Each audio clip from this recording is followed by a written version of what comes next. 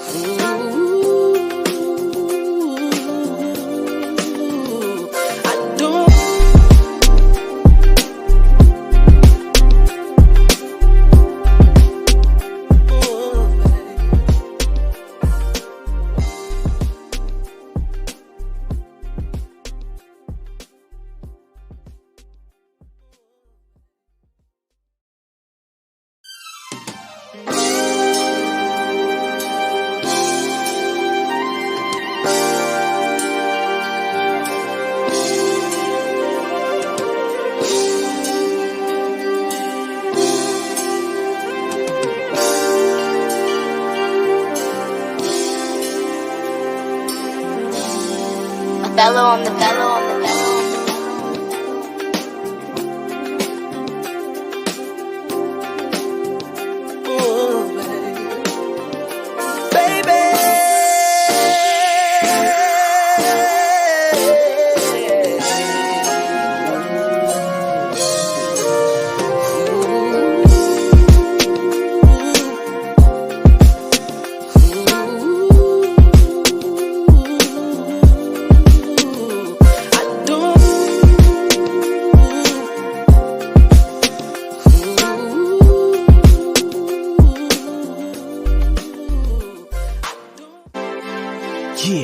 real shop talk.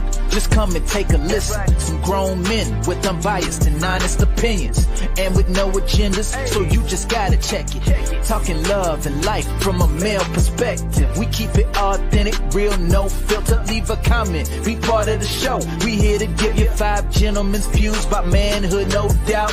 This the show you've been needing, yeah, it's the real shop talk. Let's go.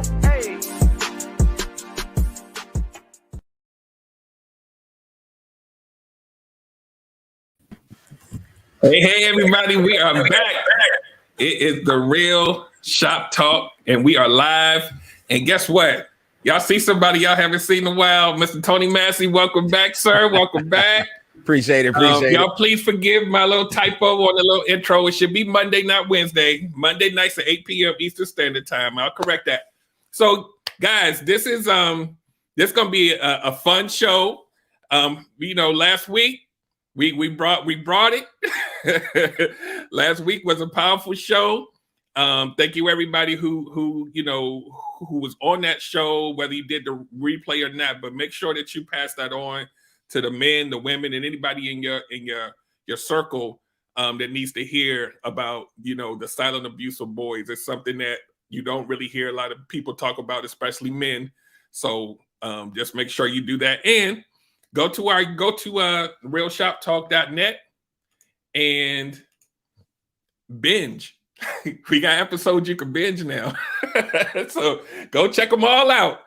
We got some good content there. Make sure you go to realshoptalk.net and let me put that up here.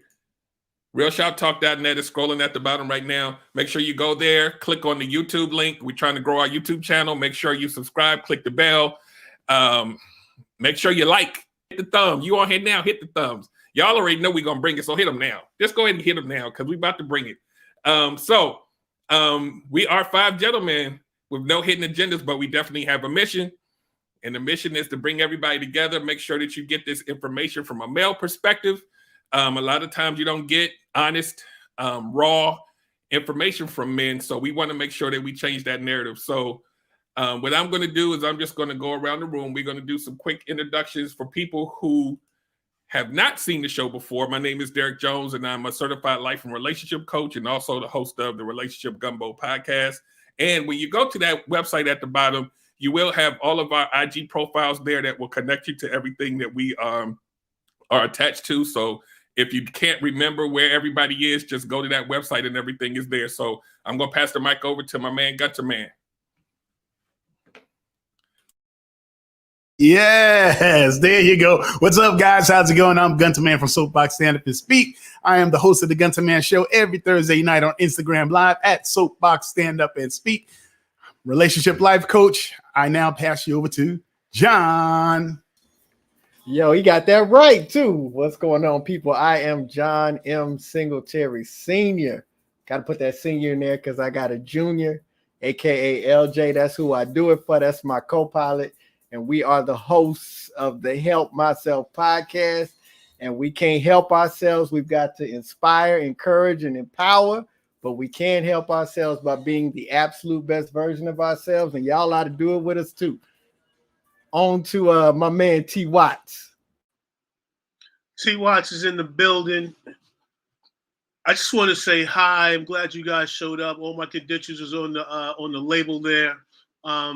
Monday, wake up 6 a.m. Make sure you come join us.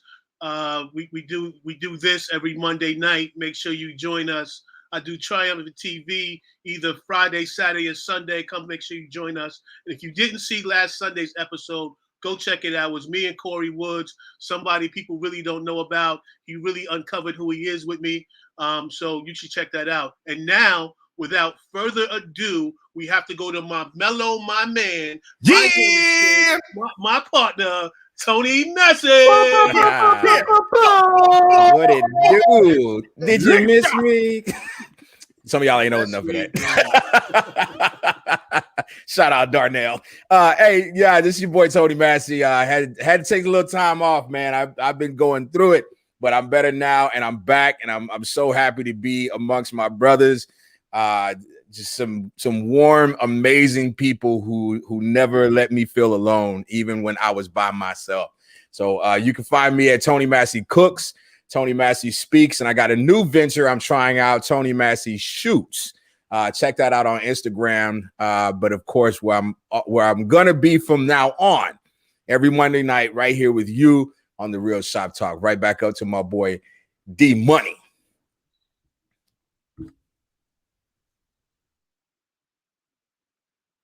You gotta unmute Derek yourself. always so say ain't nothing changed. Derek still Sorry, my bad. I was doing too much. Just what I was pushing while I was gone. So tonight I have a few trending topics, things that we keep our ears to these internet streets, and we want to give our male perspective on some of these topics. So I pulled a few videos that we can actually react to on some things that I hear. Like I said, we see things moving, and I want to address them. Maybe some things you heard about, maybe some things you haven't. I know I definitely haven't heard of a couple of these things, but we just gonna go through these things. So the first one, Derek, time out. Derek, time out. I want you to understand how dedicated Tony Massey, John, and I am to this show. Right now, the Cowboys are about to go play, and we're here. Oh, I want you to know how dedicated. I want people to understand how dedicated we are to you guys. I'm saying. I'm telling you, I ain't gonna lie. I was thinking, I was like, I didn't miss 4 shows. What's one more? I mean, they playing the Eagles too. This is a division rivalry. They don't miss me at all because I'm missing shows all the time. So I thought about it. I was like, yo, that's the last time y'all gonna interrupt my monologue, damn it. So talk about a show gonna end in 1 hour. Right. So we're gonna get right into it. This first one, what we hear from a lot of women, or what I've seen, is they're saying that men aren't approaching them anymore. So this video is going to talk about that, and then we're gonna react to it. So stand by. So why are less men approaching women in this day and age? It's because we have more respect for ourselves. Let me explain.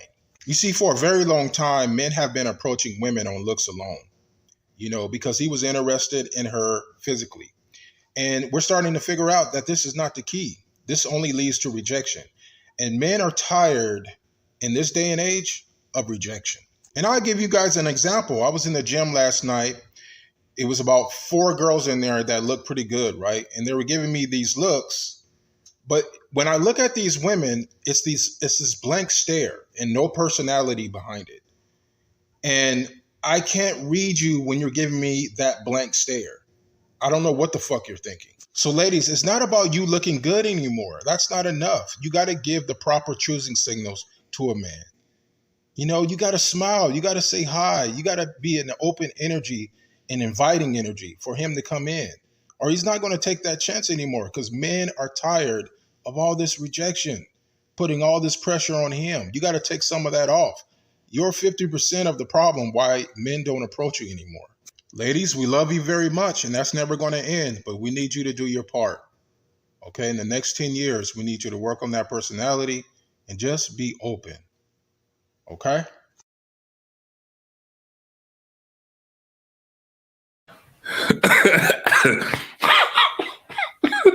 So I'm going to systematically choose who's going to talk about this first. We're gonna start. We just based on okay, Tony Watts, go. That nigga dumb. He's just dumb. He's just all kinds of dumb. So now women have to fit in the space to make you comfortable to go say hi. No matter what she went through all day in her life, she has to be comfortable and smile back at you so you can say hi. Won't you man up, get your game together, and go say, hey, I seen you in the gym a couple of times. I just want to let you know my name is Tone. What's your name? I'm going to let you get back to your workout. I'll talk to you later. And go about your business. All of this, women got to fit our narrative to talk to them. That dudes need to grow up fast, man. I'm plane's landing. Plane is landing. I'm going to let y'all jump in that wheel on this one. I'll go. You know what's changed? Women now have a choice. There was a time where, and for some reason, a lot of men want to go back to this time. there was a time where women didn't have a lot of choice as it related to who they married, who they had children with, the whole nine. Those choices were made for you in the form of dowry payments and things of that nature, right? But over the last, I'd say 50 or 60 years, women are now, not only can they choose the man that they want to be with, they can choose whether or not they want to be with anyone at all. And so now men are put in this very precarious situation where we actually have to have a personality and have something to talk about. And a lot of men are just not accustomed to that because they're just used to, you know, that color purple. I'm here to marry a nettie. You know what I mean? And then you don't get the woman you wanted, but you don't leave empty-handed. It's not like that anymore. Exactly. It's not like that anymore. So I don't when did men become so weak that we now need a woman to hold up a sign to say, come talk to me, in order for the man to feel comfortable coming and talking to the woman? That's where this is where your mouthpiece comes into play, gentlemen. You got to get past that don't come talk to me look, or that you know, whatever. Because here's the thing, that has nothing to do with you. And this is a lesson that I've just learned recently.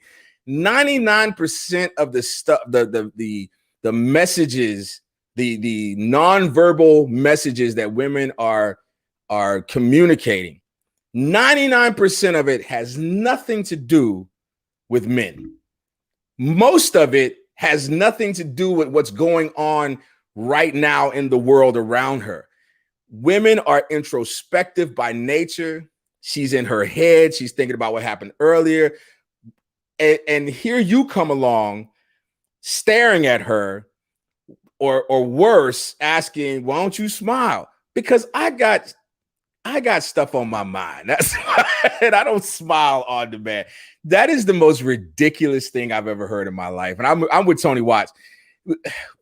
When did men become so sissified? Like, be a man up. I get it. Rejection hurts. It sucks, but it's a part of the game. You are going to miss every single shot you don't take. Every single one. You can make at least one that you do. My plane has landed. Man, my man said 10 years, man. I hollered 10 years, like, like, yo, Cass is moist, man. So while these do, I can help bro out though. That shirt, Love Tucker said it, man. Like that shirt, like he need to replace that shirt. Well, you know, he had the hat. He need to get him a fitted a little tighter to the ears because he had all the little excess. Like he was looking raggedy. Like he could help himself out a lot. But all I'm gonna say is, if these cats is out here scared to talk to the women, that's more women for me. You know.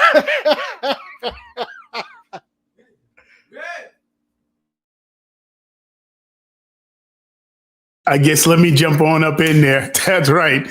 So as long as you're willing to share, John, you know what I'm saying? Share with a brother. Come on. It's also this. How are you giving so much power to a person that doesn't even know you? Let's just start there. What in the world have you been through that you actually believe that someone needs to consider your feelings?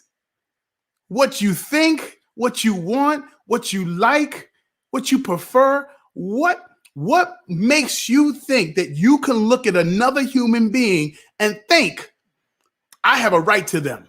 And because I have a right to them, if you say no, it's really going to hurt.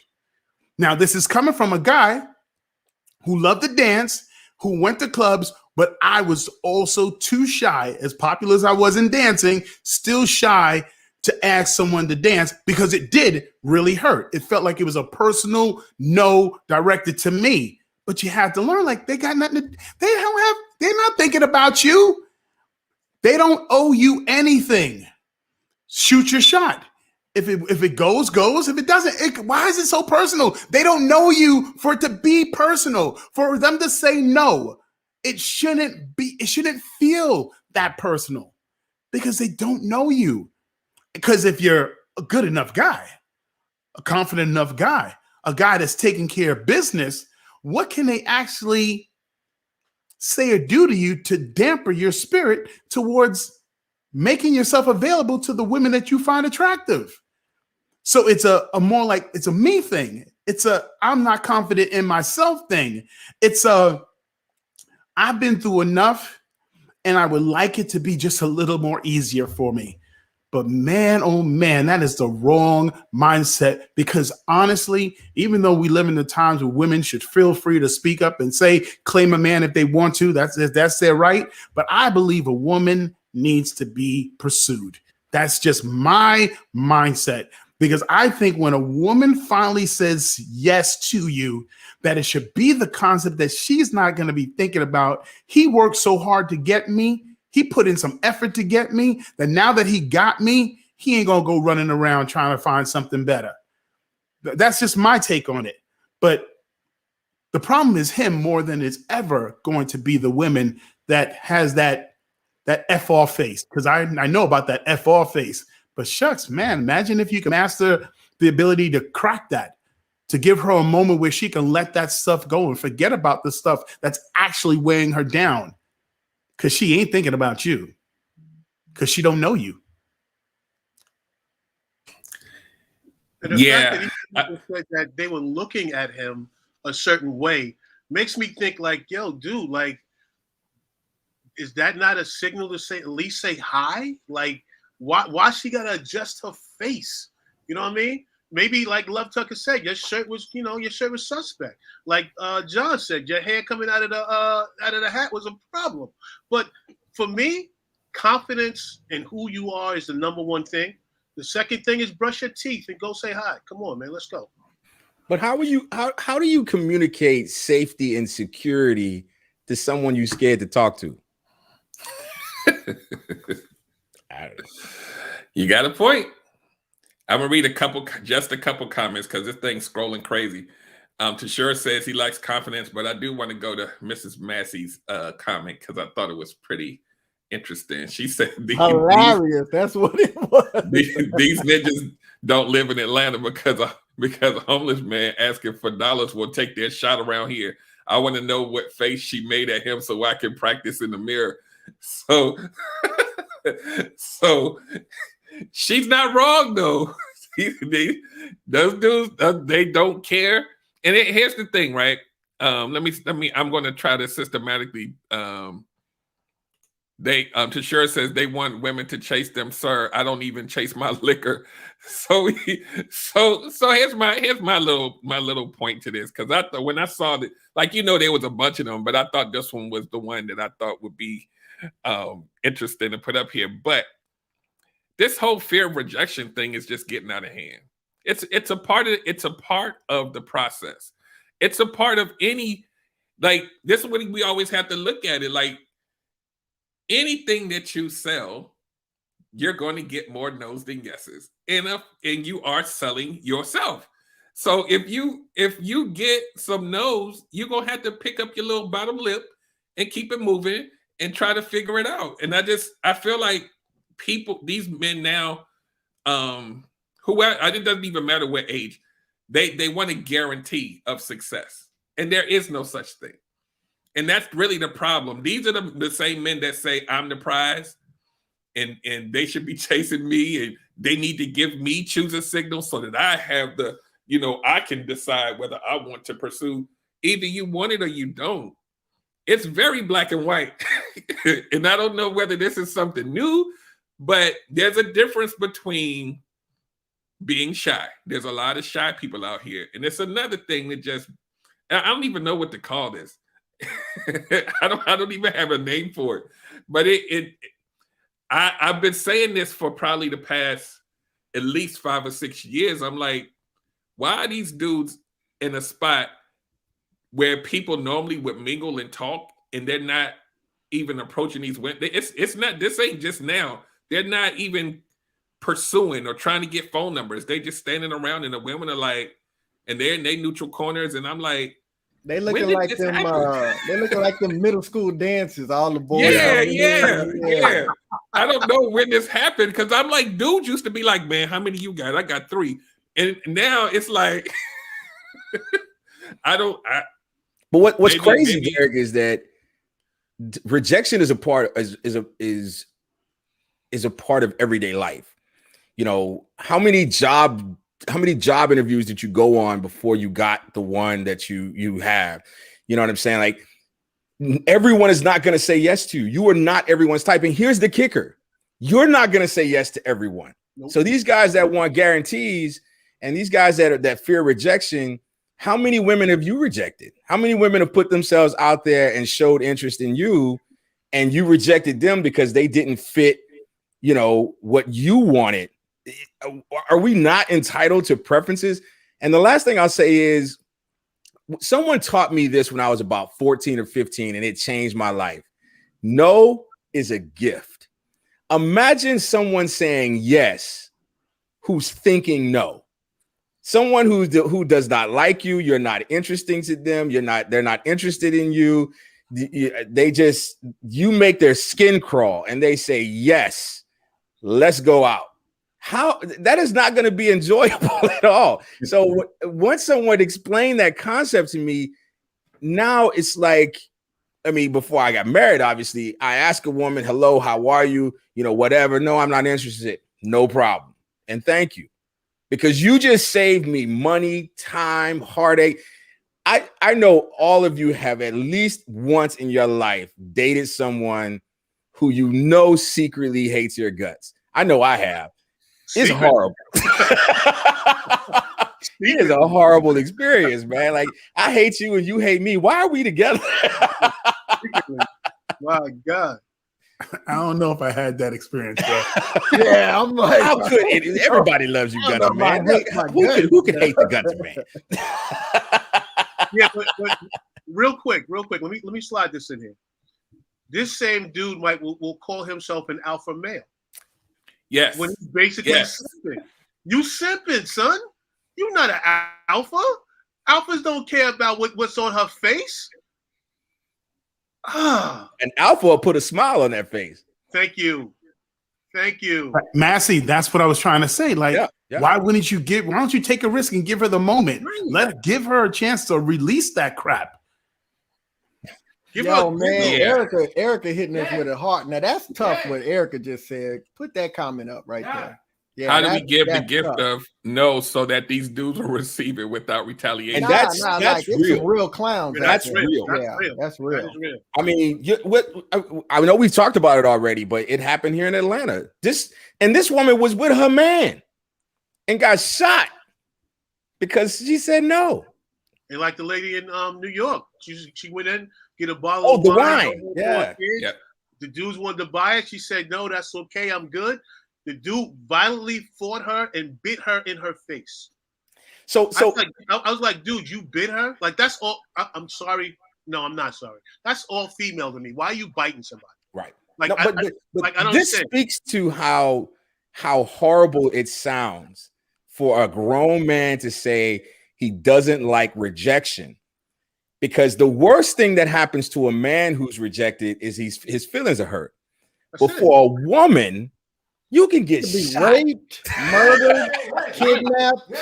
All of the bad things that have ever happened to humanity could happen to a woman in her. Like, all the bad things that have happened at the hands of a man. You know, and you worried about your feelings. You worried about your feelings. It don't add up, man. It don't add up. Sissified. Yeah, all of the above.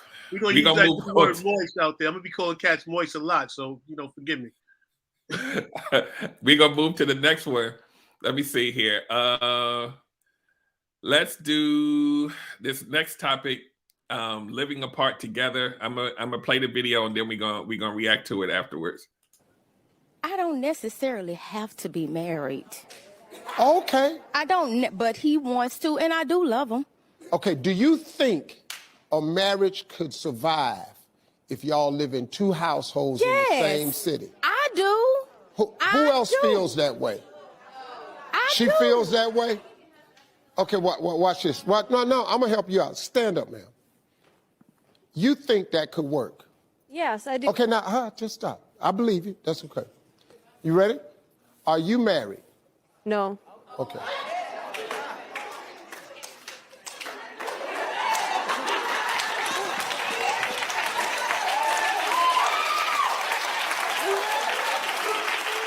The only other person in here that think what you said is a good idea is the other pretty lady that ain't married.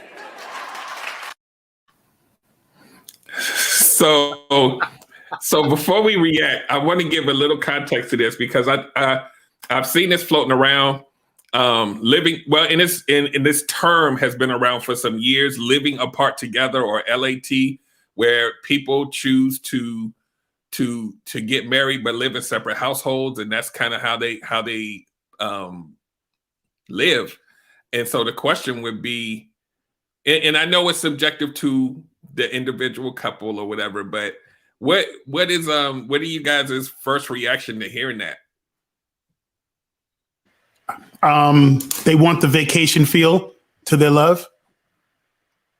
You know, like when you go visit, like dating from someone from a long distance is not in your face every single day.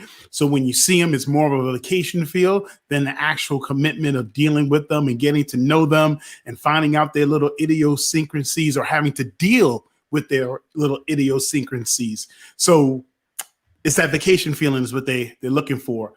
But when you talk about love, there has to be some level of commitment and presence. Commitment and presence. Let me, as we grow, let me learn you. Let me venture with you. Let me see where you're coming from. Let me hear how you respond to particular things, because the more apart we are, is the more I'm going to be guessing at what I think you prefer or what you enjoy. You're giving me less time to figure all that stuff out. So this is the first thing that comes to mind, because I've dated long distance. So this is the first thing that pops into my head. When you go see them, you don't really ever get the feeling of a real relationship, because when you see them, it's like a vacation time. Like, hey, let's go here. But it's not the everyday in your face learning the person. So that's what I got. Anybody want to jump in? All right, I'll squeeze it in. I have mixed emotions on this one. I've heard a lot of older women say from previous marriages that they would like to live in a separate home from the person that they were getting with, and I can understand it from this viewpoint. If you are with somebody and you guys have a very deep connection, and you kind of do separate things. One is an artist. One's in business, and you need really space for your art and all that kind of stuff. Yeah, maybe. Generally, I wouldn't say yes, but I also wouldn't say no. Especially if we have enough money that there's a vacation home. If you want to get away for a minute, then fine. But living in absolute separate homes where you get mail there, like that's your address, no, you're not doing it. So I'm married to both a Capricorn and an introvert. And I'm sure the reason my wife has not chimed in is because she don't want to hurt my feelings. No, I get it. I don't agree with it at all, because there's a difference between dating, even long-term dating, and marriage. I definitely think that marriage is on another level, and it isn't just because of the paperwork and all this other stuff. It's a level of commitment that transcends just the idea that we're together. We've made a pledge before God and all of our family members. We've joined two families together. There's a lot of logistics that come with marriage. And I think that sometimes, especially when you get married late in life, or you went through a really bad marriage and you've decided, I'm not sure this is for me, I think the desire is to hold on to enough autonomy that if things don't work out, you don't have to go back to ground zero, to square one. You can feel like if this person walks away or if this thing ends, I'm not back at the bottom. I can start somewhere in the middle, deal with the emotional aspect, and then move on, because starting over is very difficult. I've been divorced. It is a very difficult thing to do, to go from the comfort of what you've built to the solitude of what you're building, and you're building it by yourself. And I'm not even talking about income. These, having a spouse, it eases the road, you know what I mean? Because even if your wife or husband doesn't work, you still have someone who's sharing the load, who's sharing the daily responsibilities of just living. And so to end that and then have to now rely only on yourself can be a very scary undertaking, especially if that's the way you prefer it anyway. And so when I hear people talk like this, and a lot of times it's women that talk like this, what I hear is, I'm afraid to give up my autonomy.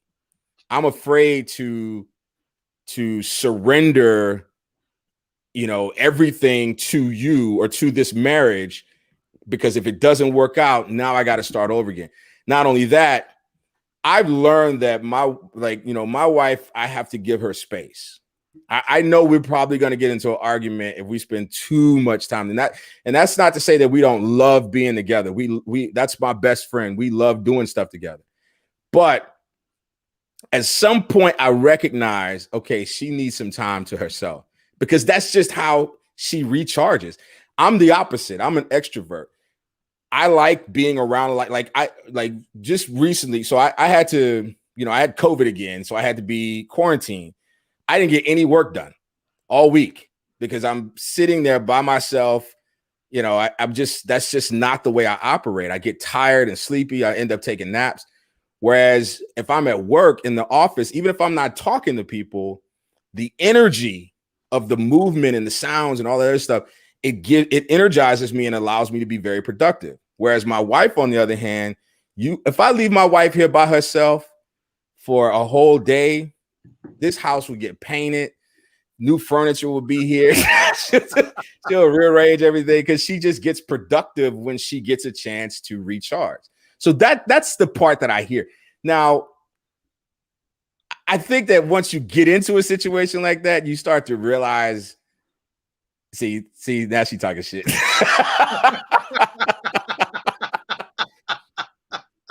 First of all, don't make it seem like I love to talk. Let me mute. I'm in my feelings now. So what do you say when marriage at this point here in America is a 50-50 shot? It you know what? It is. Come on. Come on. Like this. Let's have to be it honest. Really is. If it is a 50-50, how not are even you 50-50, freely? it's a share of 100. And the reason I say that is because there are times that I could bring 90%. And there are times that all I got is 3. And I need my wife to cover the other 97. And I'm not even talking about just emotionally, sometimes financially. I've been very upfront and honest about the fact that my wife deals with our finances because she's better at it than I am. And so, you know what I'm saying? Like, it's a venture. It's bigger than just a dating relationship. And you were talking about long-term relationships. The beauty of a long-term relationship, I've been in one of those where the woman I was dating lived in Charleston, South Carolina, and I lived in Arlington, Virginia. And there were 8 hours between us. So when I got on the road on Thursday or Friday and drove 8 hours to see her, best believe we didn't fight that weekend about anything, because all we focused on was the fact that we only have these 2 days. Exactly, John. That's pretty much all we did. That's it. Then when the distance got, when we got stationed together, then all of a sudden it's like, I don't really like you. He's like, every day? Like, we don't have anything in Every common day. because now we have to deal with the everyday. And yeah, it's like, man, you're not very bright.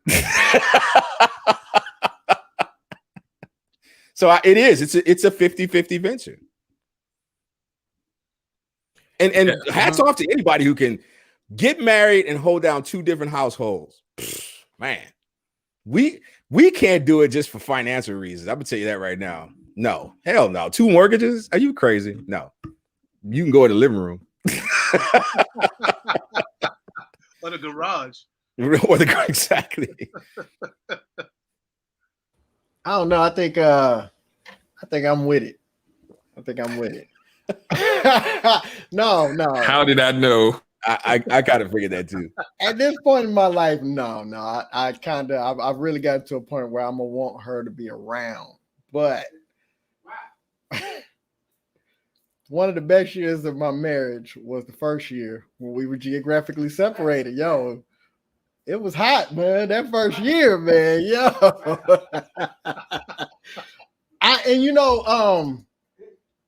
A lot of the conversation kind of centers around some elements that people in different financial brackets don't have to consider.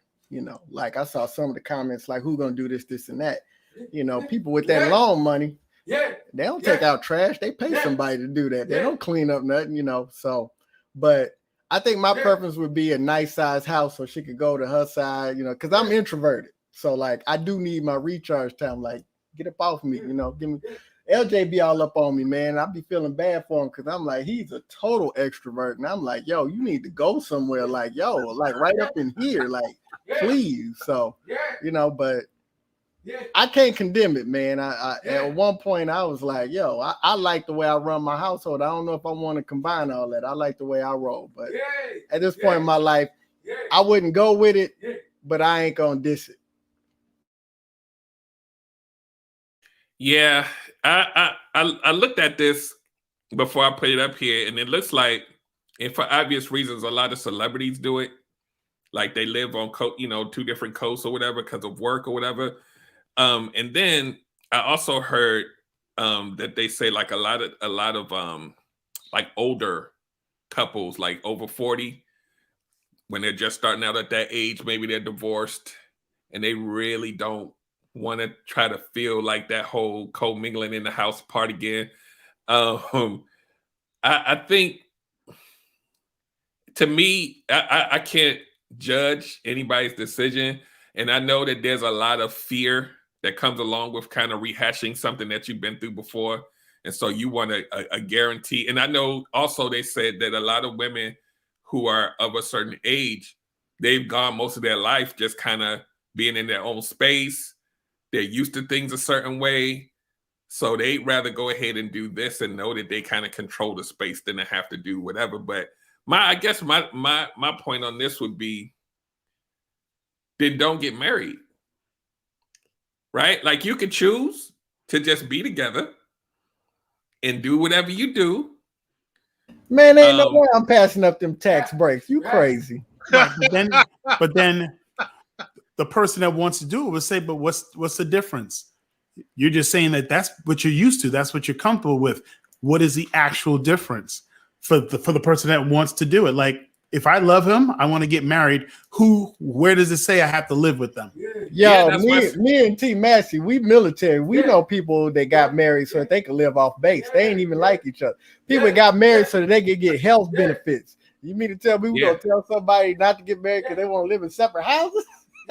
Yeah, that's why I said I'm no judge. That's just my, it be. I guess it's largely because I like to be able to hug you when I want to, or like I want to. But then I also want, I would want like my man cave. I got the option to separate myself, but you like, 30-minute drive, 15-minute drive across town. I'm a detail person. I want to learn somebody.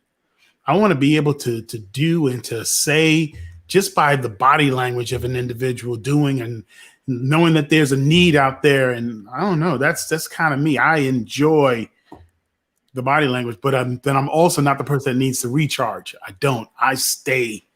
This battery just. You think? I'm sorry, but it's just.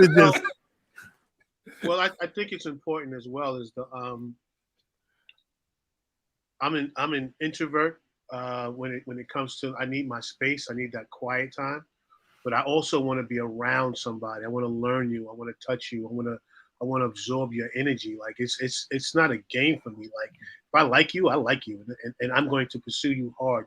So if there's this space, like you got to go to the bunker to get away from me, I need to figure out, why. Why are you doing this? Why are we doing that?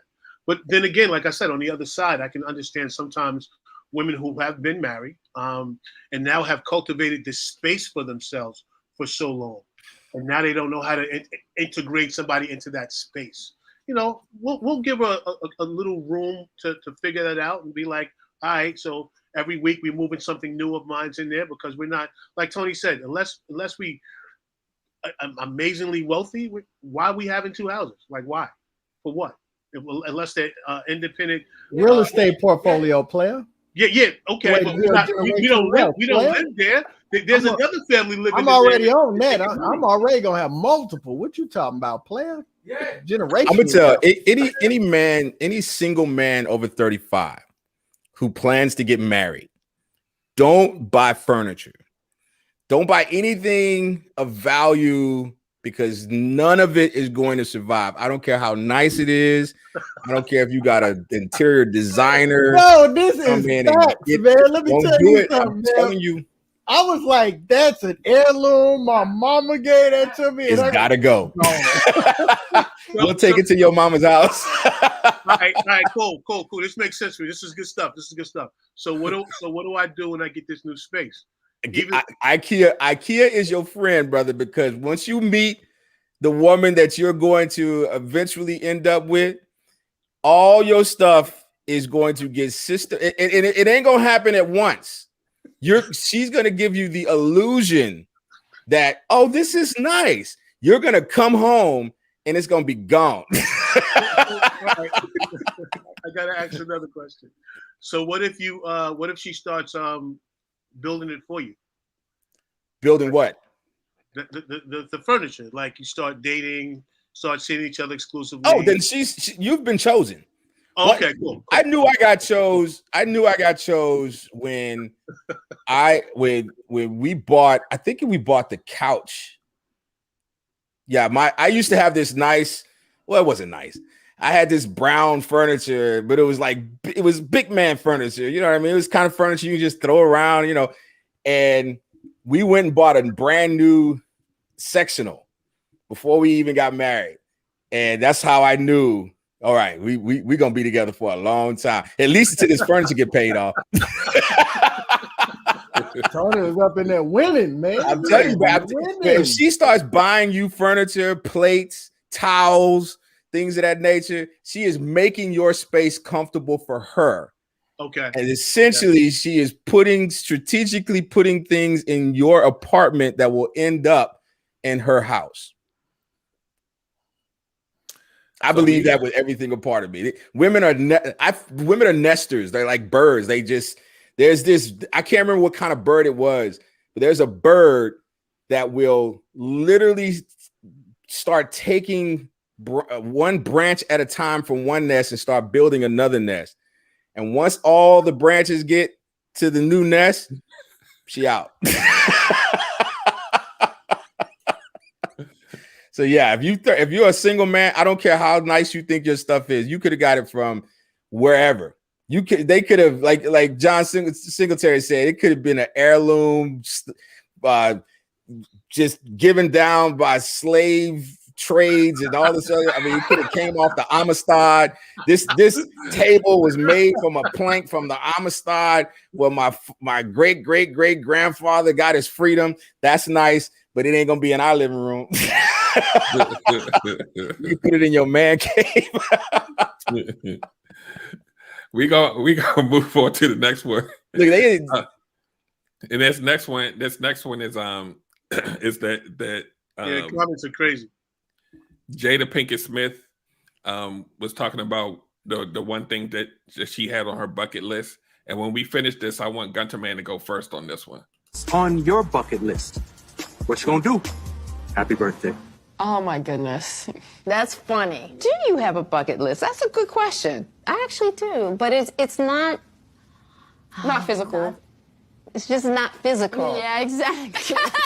No, I'm right there with you. I absolutely have a bucket list. I really want to learn how to love, but I know what it isn't.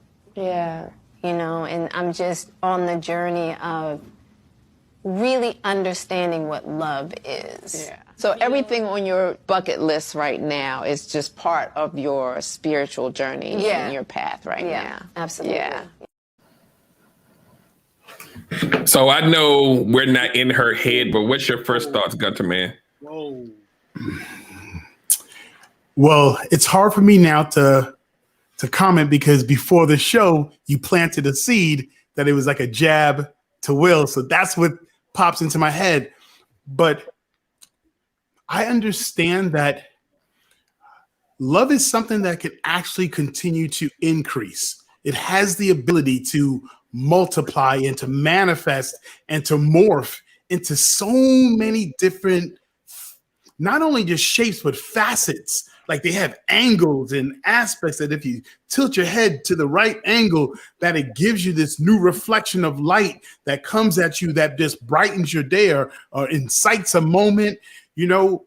So I could understand if she's taken from, I'm not trying to diss Will, but I'm just speaking about, I would love a love that continues to grow, that just continues to morph into this.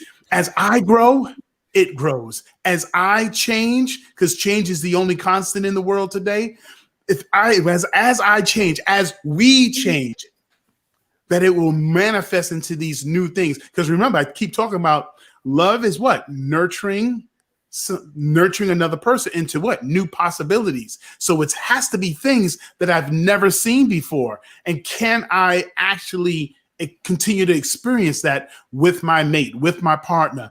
So pushing aside the Will Smith thing, these are the things that come to mind, because I know that I would love to be in a place of love where it's like endless, it's bountiless, it has so many abilities to continue to manifest itself in ways that I couldn't even imagine. Like throwing away all the relationships that I've been through in the past, that it could even be something newer that I don't even know it exists.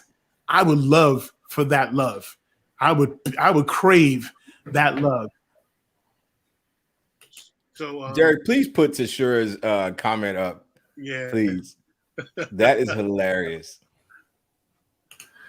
Yeah. This one, Jada better act right because Will on my bucket list.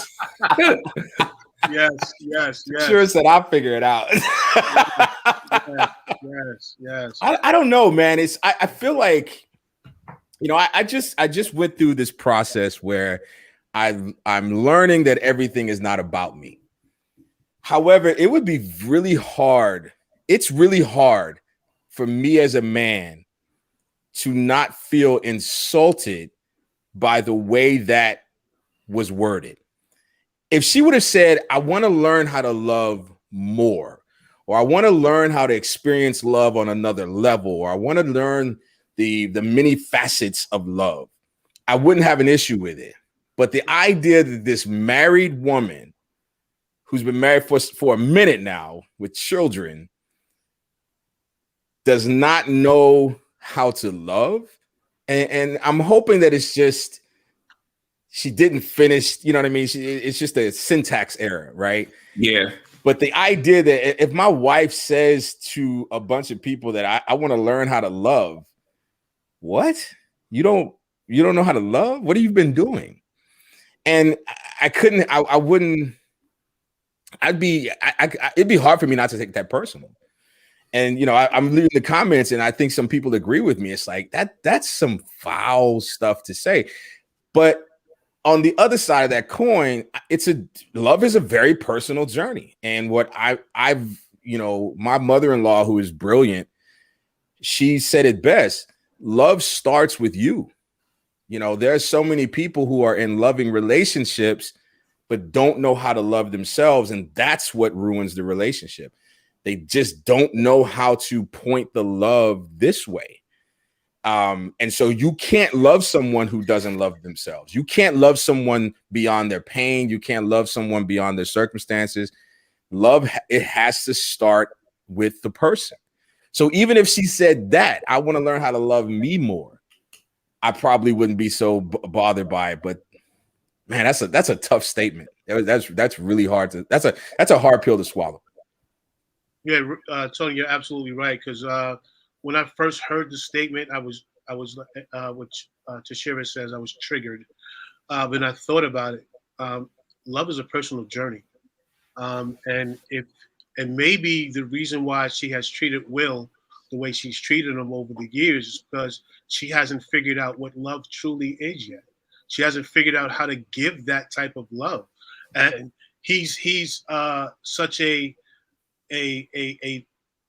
from what we can see, a lover. You know, he loves so buoyantly. You know what I mean? So maybe that is smothered her, that she couldn't. She was getting so much that she couldn't give it out. So she doesn't know how to give what Will gives on a daily basis. So for her to, so then I sat back and thought about it. It's as selfish as it sounds. It's not really selfish, because there's sometimes we have to figure out who we are and how we're going to give out love. And I thank God for you guys, and the things that I've been through over these last couple of years, that I figured that out. When we talked about this not too long ago, I understand, my capacity for love is endless. Like, loving somebody is a daily growing thing. It's not just a one-stop gap. It's a continuous growth thing. So once you understand that, you don't get to a point where you go, I wish I learned how to. But I can understand if it's like a child, every time you come home and you give you shower the child with toys and gifts, and the child doesn't have to do anything. How does a child ever learn how to give? You know what I mean?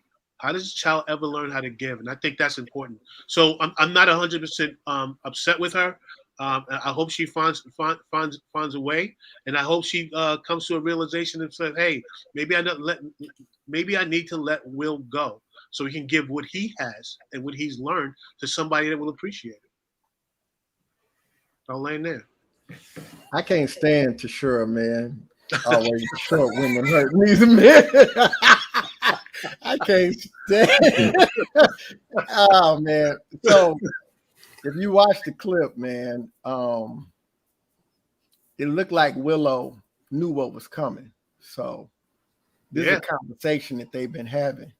And I'm a big proponent of context. So I know we don't have full context. Like sometimes, even with that show, they've shown us a clip about that long, and then you look at the whole show and you're like, whoa, that context was totally different than the clip they showed. But man, just both sides of it, the way Gunnerman and the way T Massey, our emotional center, the way y'all brought it together, man, that makes sense to me. I don't see it as, oh my God, she needs to leave or whatever. She could mean love, as in, there's a song, man. It's like one of my favorite songs out there, man, by a dude named Kamau, and it's called Mango. And he talk about a love, and I ain't there.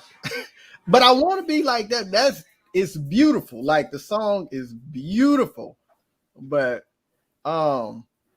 I'm not gonna love the dude that took you away from me. I ain't there yet. Even if he is better for you than I am, I can't love him. You know what I'm saying?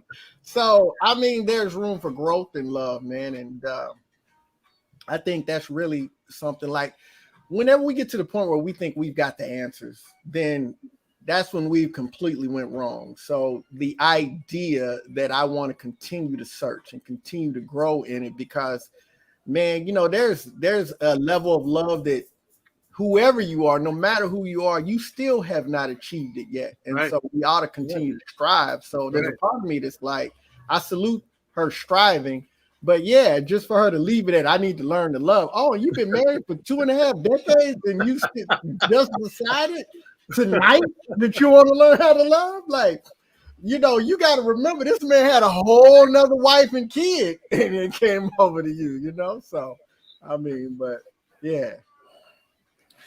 Yeah, I'm gonna just say this. I think this was a like Tony Massey said. I think it was syntax. I think that there's some words that's missing to kind of further get to the point where she is. But I also want to throw this little roach in the ointment here. A lot of people don't get married for love, right? And when you look at two celebrities, when you look at two people who make a whole lot of money and the stability that comes along with that, and what it looks like when you step out and it looks good, feels good, we can go wherever we want to go, it feels this exhilarating. Are you really doing the work? Or is it just fun? It's exciting. You get to go wherever the hell you want. You get the vacation when you feel like it. You making ridiculous amounts of money together, great business partners, great parents. But that doesn't mean that our definition of what we think love is exists in a situation like it's people that live like that every day. And I think, when we saw what happened with her and August Alsina, when we looked at the entanglement and all this other stuff, when you peel back the layers, you saw it. To me, it was almost kind of like a cry for help. Like, I need to find myself. And I think this is an extension of that, right? I think this is an extension of her still trying to find herself, even though she's within the marriage, which is something that a lot of us do over time. We change, we adapt. Her wording to me just was it. You have to be careful when you're out here in these public streets and people can clip up stuff and do all these other kind of things, and that you're a married person. You have to honor and respect. So I don't look at it as she took a jab at Will. I'm saying you have to be mindful of how this, even when she was on that other interview with the entanglement, she was just like, yeah, it was whatever. He was like, no, y'all had, y'all had a whole relationship. Let's not be cute about that. And I just think she's got a lot of things that she got to work on in herself. And I think this is her way of saying it. It's just, she chopped it off and she just said, I want to learn how to love. That leaves a lot of open interpretation from a public that you should be used to being in front of at this point. So I'm gonna just leave it there. Again, I will say this as a disclaimer: she can do and say what she want to do. That's right. I'm not her judge, but it just came off a little. So I have one more, which is not a video. Let me say something before you do that. There's another aspect of this that I think we all need to recognize, especially if you're in a relationship. And I'm not one of those people that believes in keeping your relationship secret, but I have learned that you have to be careful what you share, because people will attach themselves to your relationship and then put their expectations and definitions of love and marriage and relationships on you, and it robs you of the opportunity to be human. And so what starts off as this very innocent, almost cathartic, I think that's the word, this way of healing. And I think that's what Red Table Talk started off with, where we're going to have these honest conversations and we're going to put it all on the table, and not considering that a lot of people will use that truth and that vulnerability against you because you're not meeting the definition of what I believe should be, fill in the blank. Tashura made the joke about, Will being her. I mean, we don't know Will. We don't know how Will is. Oh, we know the persona that he displays through his movies, through his TV shows, through his videos and all that other stuff. But as someone who has posted videos to the internet, there's a lot of stuff that goes into, if you think my food looks good, you should see the stuff I threw away, the stuff that didn't make the picture. If I make 4, crab cakes, 2 of them were ugly as hell, and I would never show that to nobody. You know what I'm saying? So I'm always going to present the very best and polished version. But then when you try to be transparent, then that's when you get yourself into trouble, because now you're being scrutinized by a whole nother level, and you're being scrutinized and critiqued by people who would never show that type of transparency.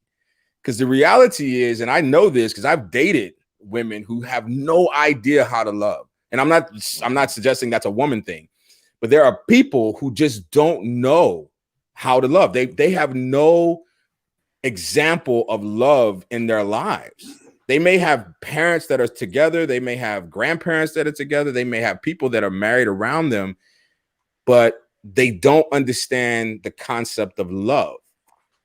And so some people learn to love in marriage. You know what I mean? Just the fact that you can't walk away and we got to sit here and we got to work this out and you got to hear me and you got to understand me and you have to forgive me. I'm telling you right now, that August Alsina thing, that I don't know that I can forgive that. And the fact that Will did, I don't think it makes him a sucker or a simp or anything like that. I think he just loves Jada. And when you love somebody, you let some stuff go. Now, from the outside, it's real easy to say, well, you know, he should have done that, or he did that, and the third. But when that door closes and that TV goes off and that internet shuts down and it's just the two of you, it's a different story, man. So, yeah, you know, so much of relationships is just the story I'm telling myself. That's good. Can I get into that? That's like, good. It's just the story I'm telling myself. You know, when you go through hard times, good times, it's simply like, it's just the story that I'm telling myself. Conversations need to be had. So often when breakups come, people will define a particular thing a particular way, but does it make it the truth? No, it's simply, that's the story I'm telling. When a situation hurts and you're mad at, you say the person, really, you're not mad at the person. You're mad at that situation and how you're remembering it. That's what you're mad at. You're mad at not that person, really. You're mad at how you're remembering that situation, how that went down is the story I am telling myself about that situation. That's what has me pissed. Just like when you get back with the wrong dude, what are you doing? You're deleting a whole bunch of stuff that he did wrong, and you're holding on to a particular thing. You know what? I'm staying with him because I remember how amazing love felt at that moment. At that moment. So you're removing the guy, you're removing the girl from the picture. He says, I'm looking for a love that just feels like what that was. And what you end up doing is going back with the dude, going back with the girl, looking and searching. But no, once a mind is stretched, it can never go back to what it used to be. Once you have too much new information, you will never get those feelings again with that, because you laid on too much stuff and too much negative has stepped in. So if you remind yourself, this is just a story I'm telling myself, how do you infuse those thoughts with new perspectives that can allow you to grab hold of what you actually want, or how you let go of the thing that you're seeing in a particular way? That's why life coaching is so important to so many people. That's why therapy is so important, because you could be holding on to things from your childhood. You could be holding on to things from your past marriage that it's just a story you tell yourself, but it's not the truth. It's not even the other person. It is sometimes just what you're telling yourself about that situation that you just are unwilling to change. But understand it's just your perspective. It doesn't mean that it's absolutely true. And that's hard. That's hard to let go at times, but it's necessary because, as I say, we only know what we know, and what we know isn't everything there is to know. There is more information out there in the world today that exists that you have no clue about. So you can't just hold fast to the things you believe are correct or it happened that way when there's too much information that exists that it could be something else. I'll land there. Where's that collection plate at, Tony? So I have two things, but I'm only gonna do one based on the time. So I'm just gonna click on one of these. Hold on, this is about being separated or headed towards divorce, and should you date during that period? When you file for divorce, your marriage been over. Yeah, right. So I'm okay with people who are separated as long as they think it's heading for divorce. The danger of it is the other person who may be dating a person who's not completely divorced, feelings get involved, somehow something crazy happened, and here comes some reconciliation. Yeah. Right. It depends too, right, on how long a person has been separated. Okay, like you said, if you have emotionally done the work, you know this is not going anywhere. You know your marriage is over. You've gone to the therapy. You've tried to make it work. It just ain't working. You have filed. It has been years. That is a whole different story than I moved out 2 weeks ago. Okay, you don't need a relationship. You need a cat. Yeah. Right? Danger. But like she said, I'm not. Well, this is my buddy right here. We got some more straight talk when we come. You don't need a relationship. You need a cat. Anybody want to take that one? You do need a cat. Let's go. Let's get it. This is a good one. And all aspects of what they said is true.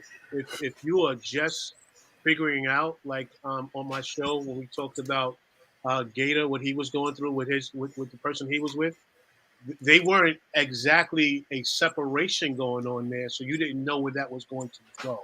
So I think that's a dangerous situation. I think that once the partners understand that there is no reconciliation, it's over. I don't think you should go into a relationship, but I think you could have friends that you care about deeply. That's my opinion. All right. And if you're being honest, and it's one thing, this is purely true. If you're being honest and you're talking your truth and you're always being honest across the board, then it works. But if you're not being honest, if you're like, oh, she's the worst person in the world and she did this, that, and the other, and he did this, that, and the other, but deep down inside you still have feelings, then you're lying to yourself. Then you're creating problems that you shouldn't create. Tell the truth. Like, I think everyone should clean up their mess before they get into it. I think you should clean up your mess. And if your mess is just waiting for a signature somewhere, then that's fine. But if your mess there's no paperwork anywhere and you just floating around, then that's a whole different ball game. So I'll land there. Let me jump in. Somebody told me a long time ago that you should they gave a really specific number, 2 years after divorce. And I said to myself, hell no. Hell no. And I was dating a young lady, like we was in court, petitions going through, like we was in the midst of it. And but the fact that it wasn't finalized, man, it really triggered her, man. And we went through a lot.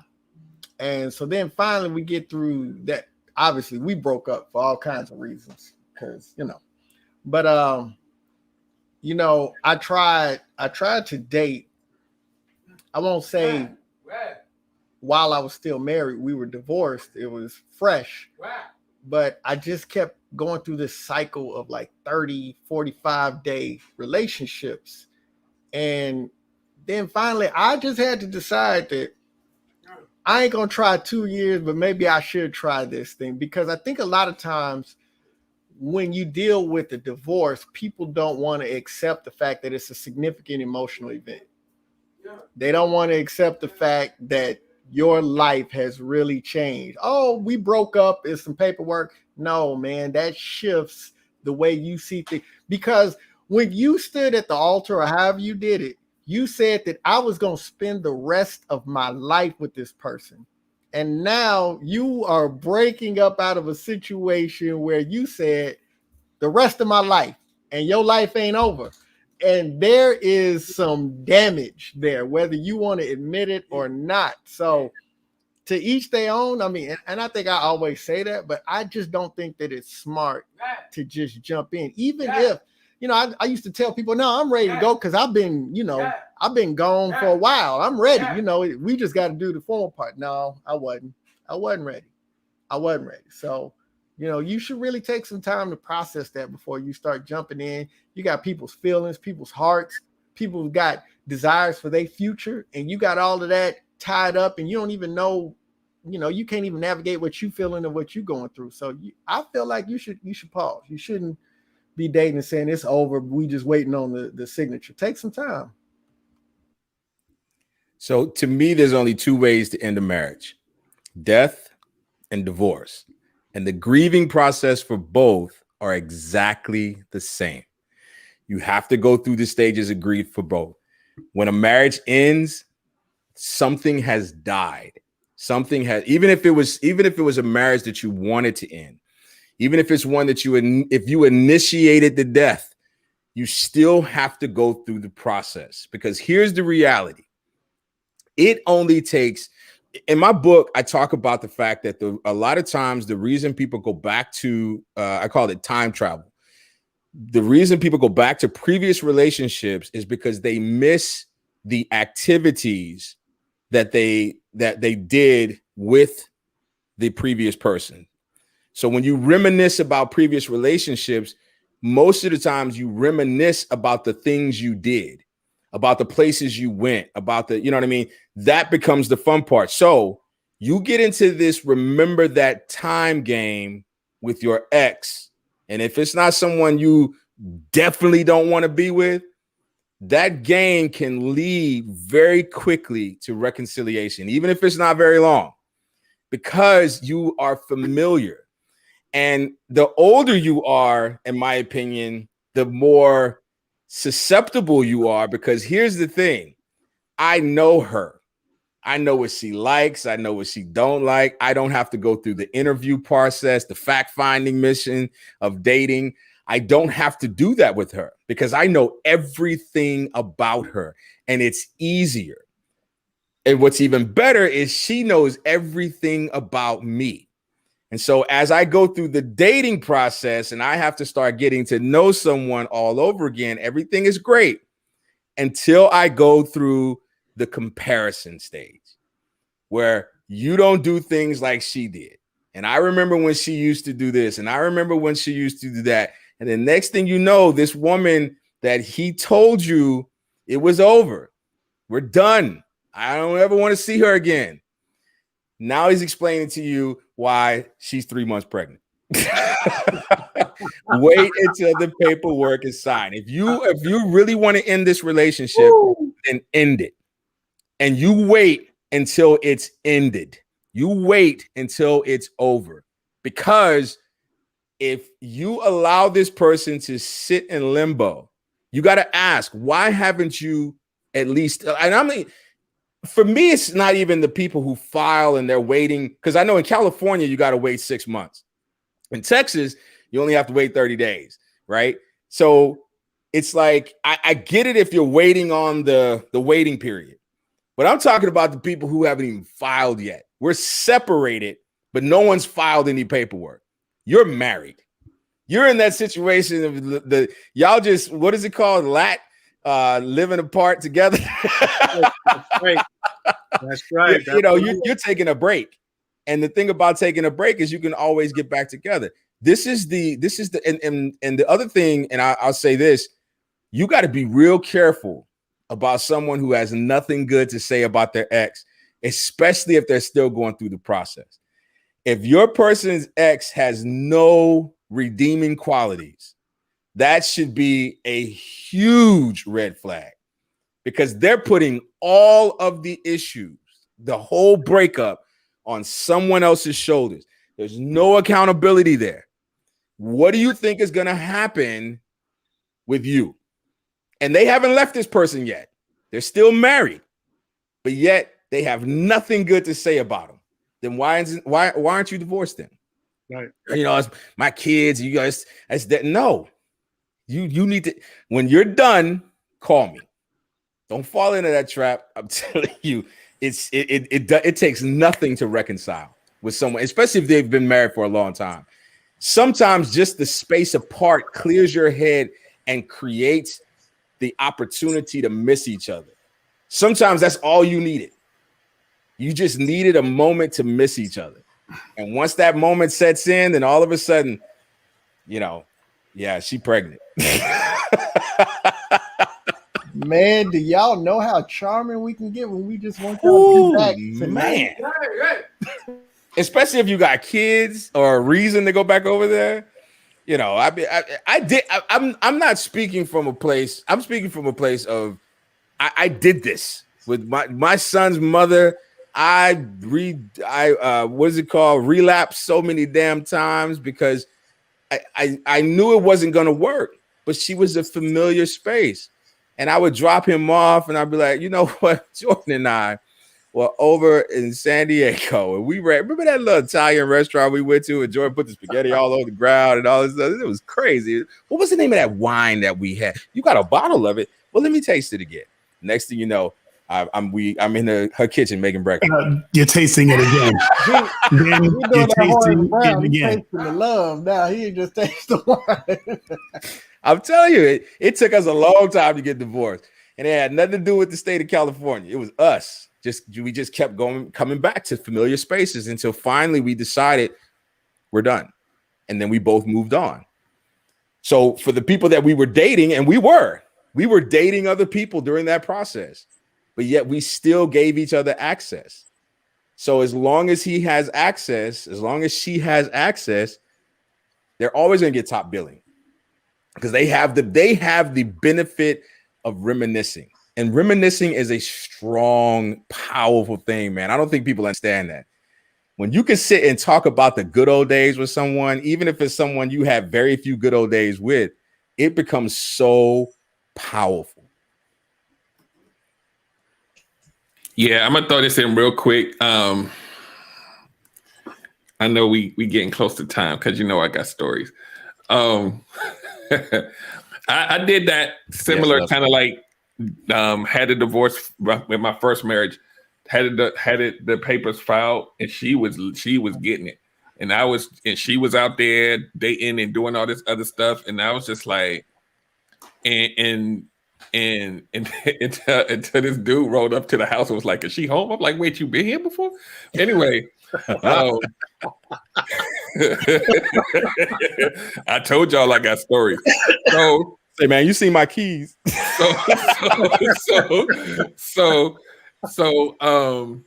And she got pregnant by the dude before the ink was dry on the divorce. But we was done. So I'm gonna point out a couple things and then we go. So a couple people was like they grieved before the divorce was final. So they was done by the time that thing was done. Been there too. That's why when that happened, we was already like that. But to John Singletary's point, even though I thought I was done, after I got divorced, I didn't realize that we had spent that much time together. Those emotional ties were still there. Not love, but you're changing. You're going into a whole nother chapter of your life, and you out in these streets looking for trauma bonds. You're looking for somebody to fill in that gap. And I'm like, wait, I thought I was done, but I'm doing this behavior because I haven't resolved where I've been. So I just wanted to point that out. Like it's we think that we got it off of us, but that's especially if it's been like years and years, it takes a while to get that off of you so that you can be okay for the next person. We can look in the mirror and say, I'm good, until you see how you moving out here. And then you're like, wait, that's not me. What am I doing? I see Rick itching. We're gonna let Rick go, and I'm gonna come go ahead. Yeah, I see him doing the Harlem Shake. I'm gonna come behind him with some real life experience. Are you telling me that God has for me a woman that's already married?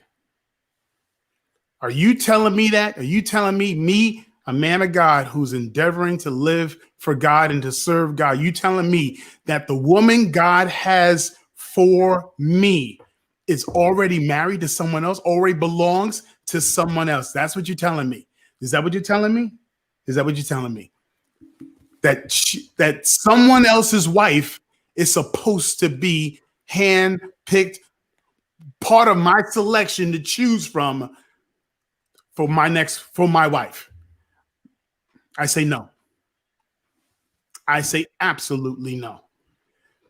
It is idiotic for you to think that in all facets of your relationship going forward with a woman who is still married, with a person that's still married, that they do not have to consider the other person and how he feels or how she feels. Or what would he have to say? Or what would he think? When you are dating someone who is still married to another person, at times they're gonna choose them over you in particular moments. How you gonna feel about that? How are you gonna feel about someone that they say they no longer are with is being chosen? Their feelings over your feelings. Nah, no way. That is not gonna happen. Because when I was separated and I was now out there dating, I ripped some lives apart. I ripped some women that it was just wonderful, wonderful. I broke some hearts. You have to understand that divorce is not just a separation. It is a tearing. It is a ripping. Bits and pieces of her and him are still left on you as you are moving forward. Words that they said about you, you still believing is true, and you are no longer with them. How? Why would you want to connect yourself with someone that's still connected to someone else legally? No. If they are still married, leave them alone. Now you can get like who was saying it earlier about if you can just get to the place where you're just friends and you ain't developing all these extras soon to be. Hopefully you'll be my wife. If you could get to the place, hopefully be my husband. If you could exist at that place and operate from that position, even that's a miracle. Even that's a miracle. Because I tell you, you sleep with someone, you're looking for more. You're looking for more than just, especially if you're joining in with someone that's married and then they get kids. Now kids involved. Ooh, kids. That means how you now treat their mother, how you now treat their father is going to be down. It's going to be passed down, and their kid's going to have to experience it. What are you just in there for fun? You're going to not only treat that person poor, but the kids are now going to have to suffer from your poor treatment. No. And I say this from experience. Don't do it. Now, I posted this on social media once, and there were people like said, well, I was still with my husband and he was still with his wife and we became together and we married. I think you might be the rare bird. Yeah. I think you're the rare bird. But in truth, God does not have someone that's already married to someone else for me. I can't believe that. And I remember getting to the place where I was dead serious about this girl. Like I felt like I was in love for the first time. And my dad got involved. He says, Tony, because my dad calls me Tony, middle name Antonio. So I'm also a Tony, just like the Tony down there below. he said, Tony, if you get married to her, I will not be at the wedding. I will not be at the wedding. He says, because you take me to the Bible and you show me where it says the relationship you're having right now is a godly thing. Because you're a man of God. This is my dad saying to me, you're a man of God. You take me to the word and show me that this situation is a godly situation, that someone that's already married, God has for you. Look it up, find it, and then you could come and convince me. Then I'll attend your wedding. But what I see here, he said, I'm not your friend. He said, I'm not your uncle. I'm not one of your good buddies that you run around with. He says, I am your father. I'm your dad. I got to tell you the things that will protect you. I have to tell you the things that I don't care how you feel about it. My job, you are my only son. I am going to tell you things that are going to protect you. Leave them alone.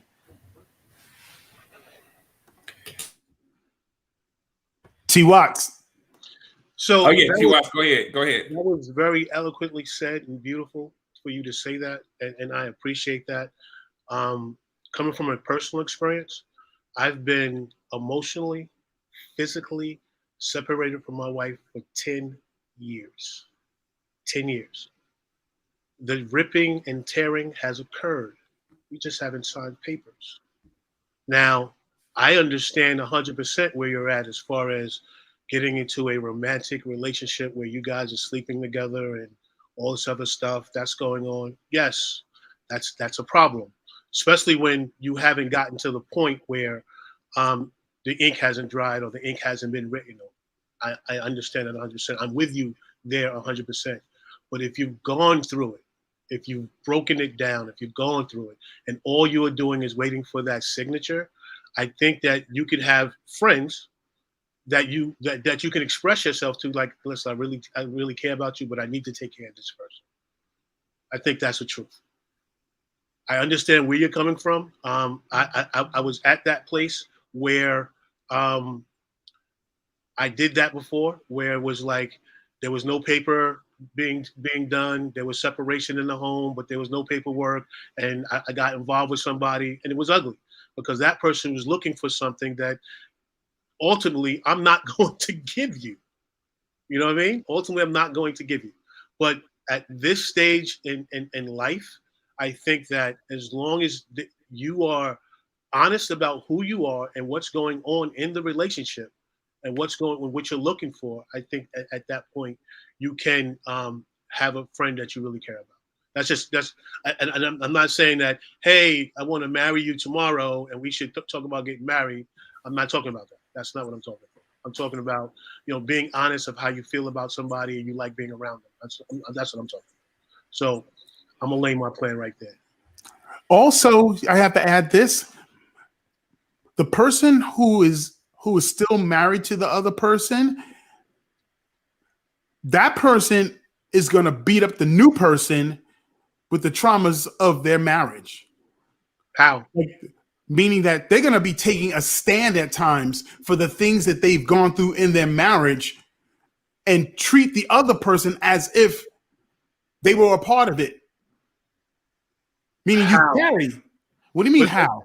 But my question to you, Rick, is I'm not speaking about your specific story, Tone. Right. No, so that's what I'm trying to do. Is I'm trying not to make this generalized, because what we're doing is we're saying is like you had a situation where these things occurred. If the two people have no feelings for each other at all, how is the other person, like, how would I get mad if my wife brought home or said, okay, this is my boyfriend, right? How would I get mad at that dude at this point? I no longer have feelings for that situation. I know this is over. So I'm trying to figure out. Tony, I wasn't speaking about your specific story.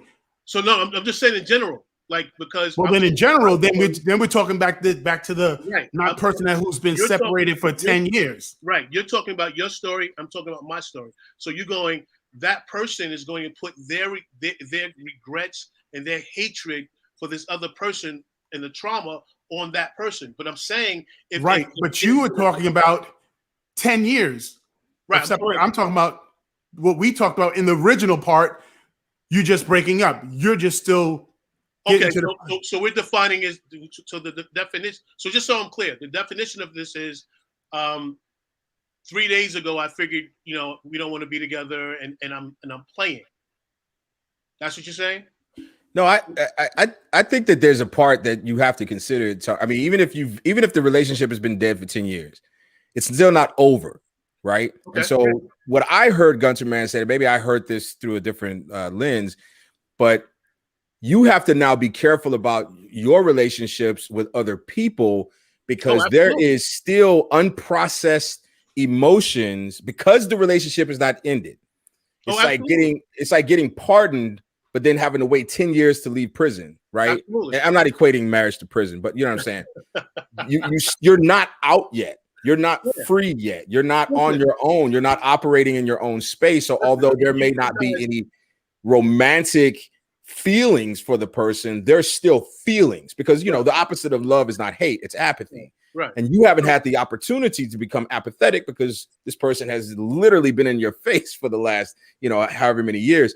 So now whoever you date in the future is it could be the target of projected undealt with emotions, especially if they do something that reminds you of that other person. And that's why for me, there needs to be space between relationships, because you could be the victim of the contrast. And I've been the victim of the contrast where, and now when I hear it, it makes my ears pick up.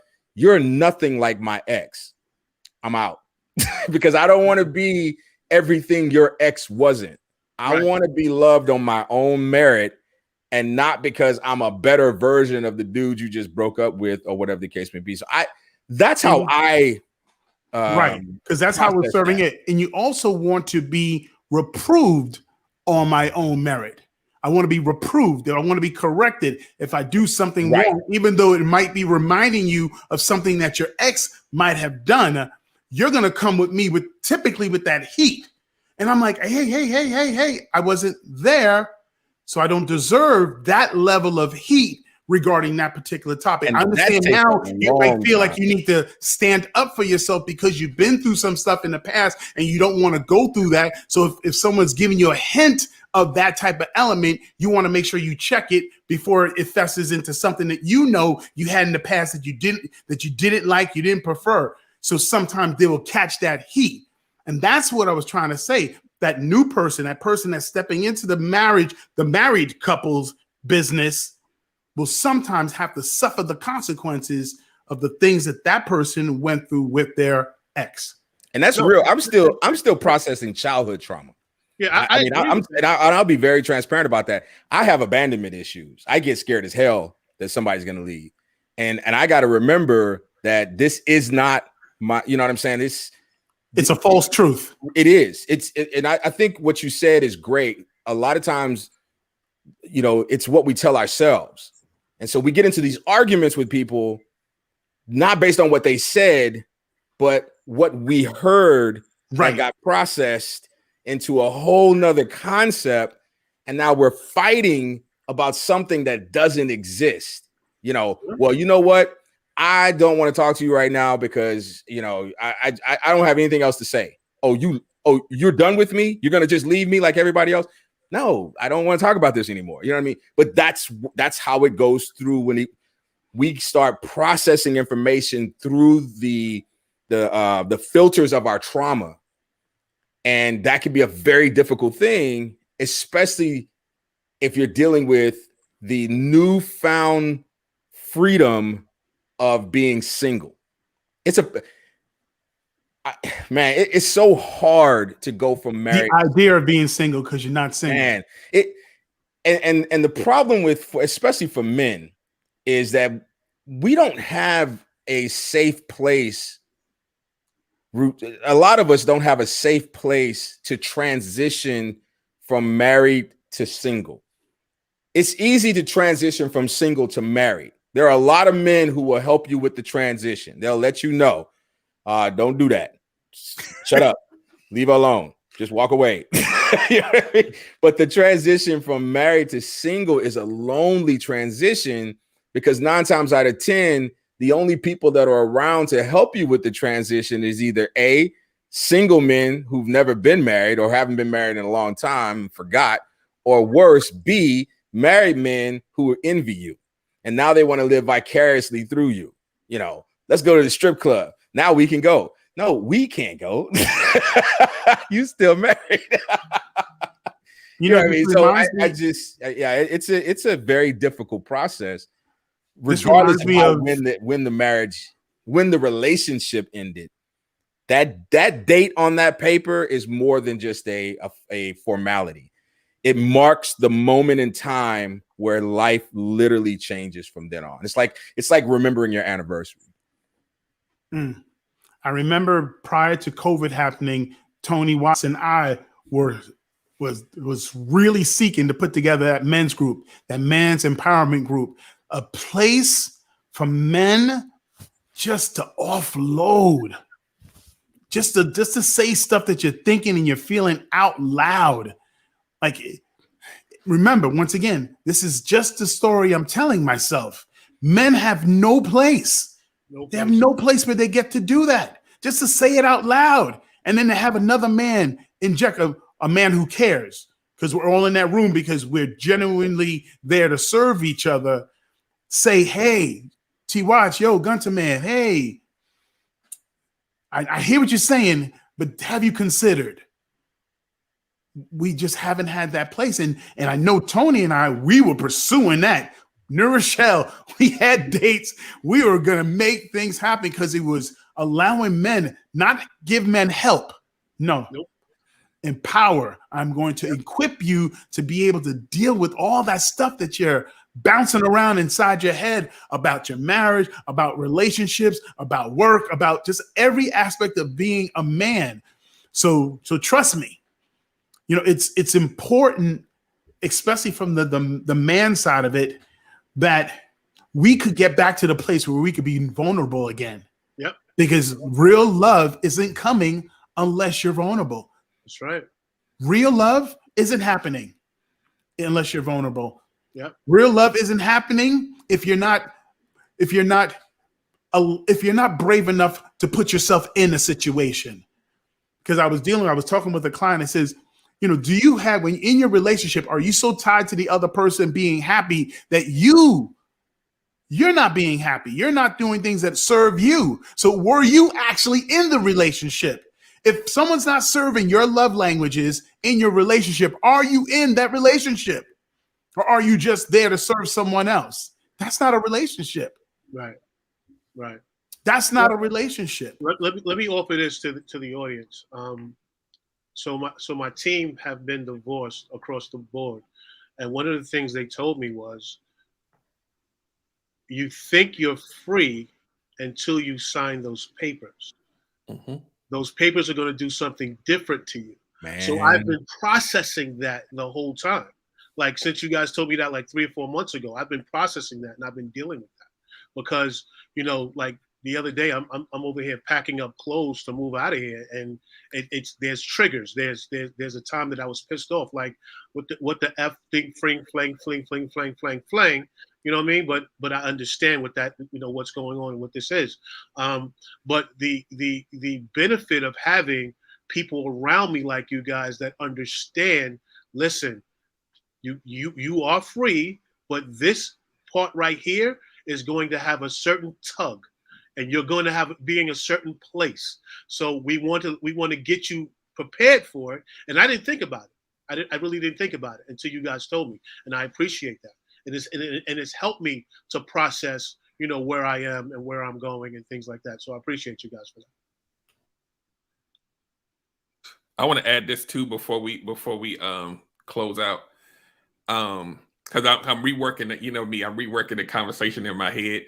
And this is where I think ultimately the moral to the story is, when we're in the relationship, and let's say inside the relationship it's been broken for 10 years or 2 years or 6 months, right?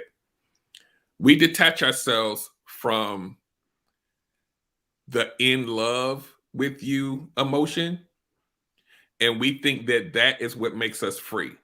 Yeah. You follow me? What we don't realize is that on the other side of the divorce, you still have triggers from the things that weren't right in the relationship, and it will then inform how you choose next.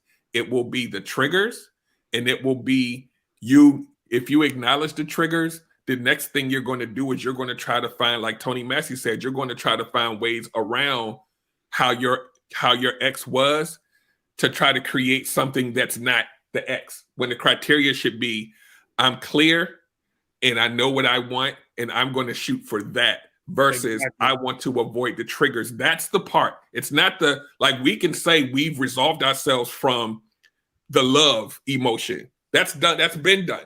But all the other stuff that you've learned to sit and stew in and hate over those 10 years, and you're like, man, I wish I was gone. That is the part that you're going to carry after. And when you, let's say you have a friend or whatever it becomes, they indirectly are going to have to pay for the sins of the other person because you don't realize the triggers until you touch them again. You're gonna be like, oh, I hated the way my ex washed those cups like that. And then the new person might wash a cup and you be like, man, I ain't never gonna drink out her cups no more. Cause you don't know it until it happens. And that's why everybody talked about the grieving period. You gotta, so when you actually go out there and say, I'm ready or I'm semi-ready, you're picking with the logical brain and not those triggers that are kind of inside you. So I just wanted to offer that up. And I don't know if y'all ready. I'm ready. I'm ready. Yeah, we can bow out at this point. I just want to, I got a lot of emails today about and talks about the yes man, 20-7, yes man. I just we got a lot of emails about R. Kelly, and all of the response I did with the R. Kelly joint was he was guilty way before he got prosecuted. But I just want to say this.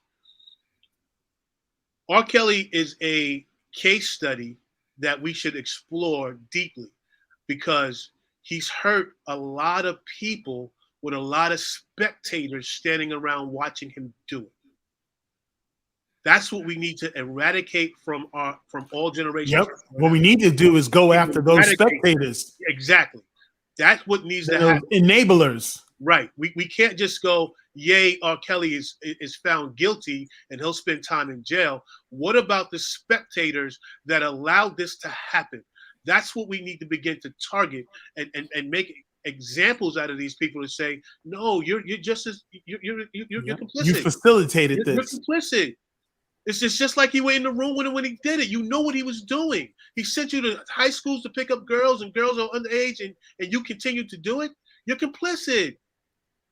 Like if the government says, I'm riding Tony Massey, I'm riding a car with Tony Massey, and Tony Massey got 48 pounds of drugs in the trunk, and he just picked me up because I just came home from college, and now I got to go to prison for a conspiracy charge, then the person who's out there having mishandling women for sexual abuse should have the same person. It should be the same thing. There should be nothing different about it. And even from the community standpoint, we need to shut that down.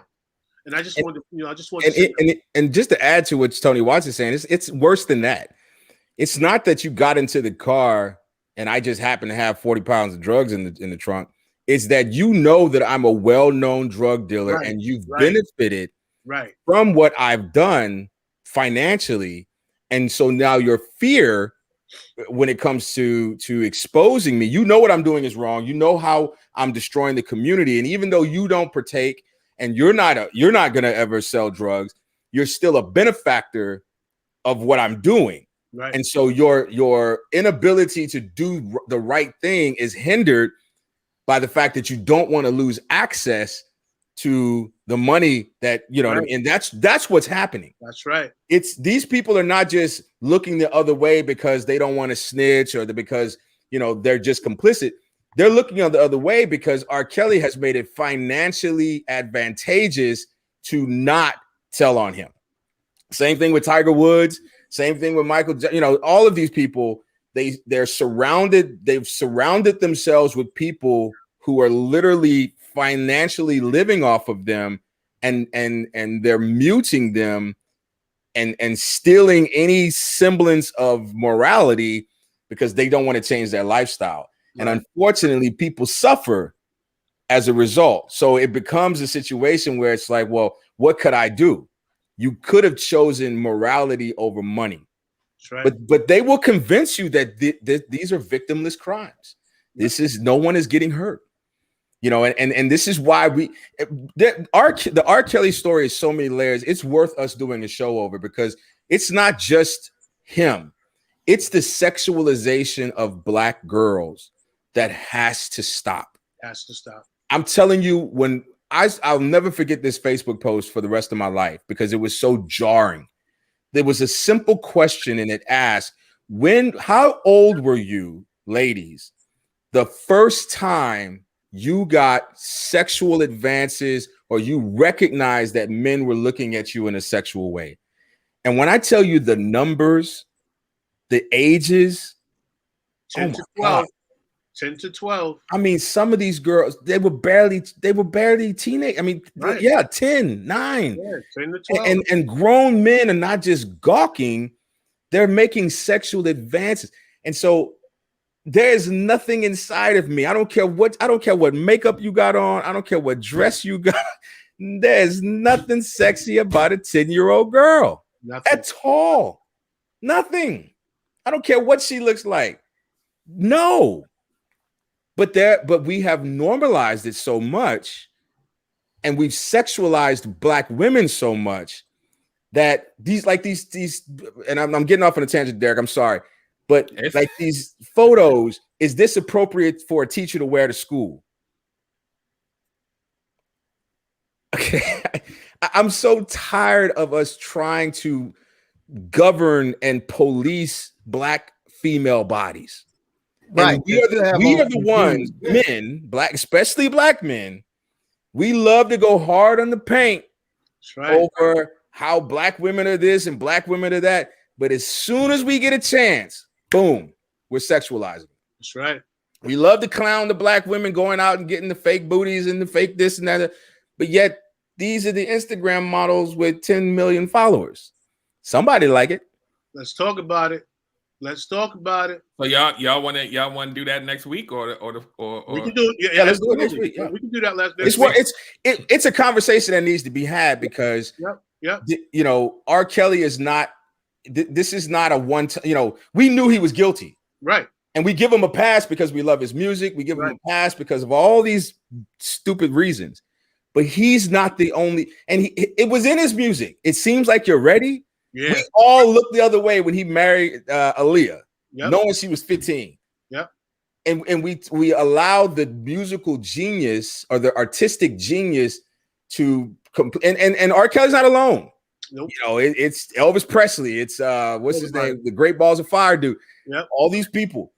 And we allowed their artistic genius to allow us to forget our morality. But it's really bad when it comes to Black women because young Black women are sexualized as soon as their bodies start to respond to, you know, the influx of yeah. And as men, especially Black men, we need to stand up and say, no, that is a child. That's right. Absolutely. Yeah. I'm sorry. That's a child. Look away. 100%. And real quick, just before we close out of here, I just saw a post recently about a young lady who said she got cheated on with a woman who had a bigger behind than she did. So she went out and spent $10,000 on a new behind. And I was like, baby, why? Yo, for real? Like, we really got to start dissecting this because this is causing a real problem. This is causing a real problem. Tony, thank you that you're back, bro. I'm so glad to be back.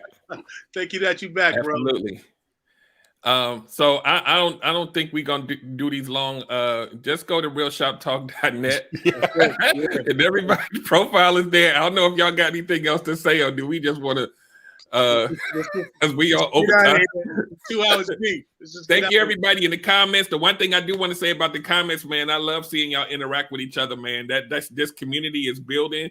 And just seeing you guys interact is like magic, man. That warms my heart to see that y'all every week you come back and you engage even each other.